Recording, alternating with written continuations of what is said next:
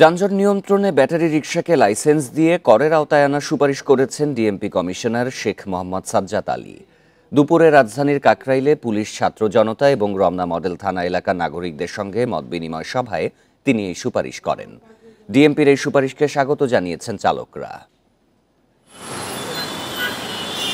রাজধানীর নিত্য যাত্রীদের অসহনীয় ভোগান্তির নাম যানজট।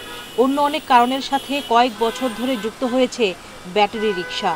অনিরাপদ এ যানের বেপরোয়া চলাচলের কারণে ঘটছে দুর্ঘটনা, সড়কে দেখা দিচ্ছে বিশৃঙ্খলা, অসহায় ট্রাফিক পুলিশ। আদালতের নির্দেশে কয়েকবার অটোরিকশা বন্ধের উদ্যোগ নেওয়া হলেও প্রতিবাদ ও বিক্ষোভের মুখে তা কার্যকর হয়নি।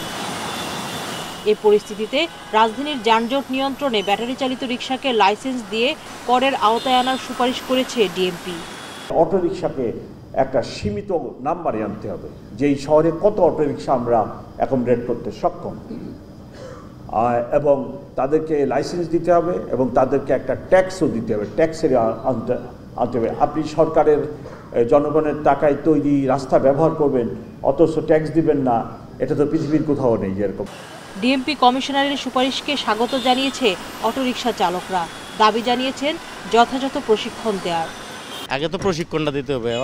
আমাদের ভিতরে অনেকজনের ধরেন আমি সহ চালাইতে গেলে কেউ নিয়ম শৃঙ্খলা মানে না, আগে এই ক্ষেত্রে আসতে হবে, তারপরে না ড্রাইভিং লাইসেন্স। সবাই রায় দিয়ে আমগুলো লেগে সবাই আমরা কর্মস্থানটা কইরা খাইতে পারো, আমগুলো লেগে ভালো। বুয়েটের অ্যাক্সিডেন্ট রিসার্চ ইনস্টিটিউটের তথ্য অনুযায়ী জানুয়ারি থেকে অক্টোবর পর্যন্ত ব্যাটারি চালিত 3 চাকার যানবাহনের কারণে সারা দেশে দুর্ঘটনা ঘটেছে 900টি। এর মাঝে 582টি ছিল মারাত্মক। রাজধানীর সড়কে চলাচল করে প্রায় 12 লাখ অটোরিকশা। সুলতানা জাহান মিতু, ইন্ডিপেন্ডেন্ট নিউজ, ঢাকা।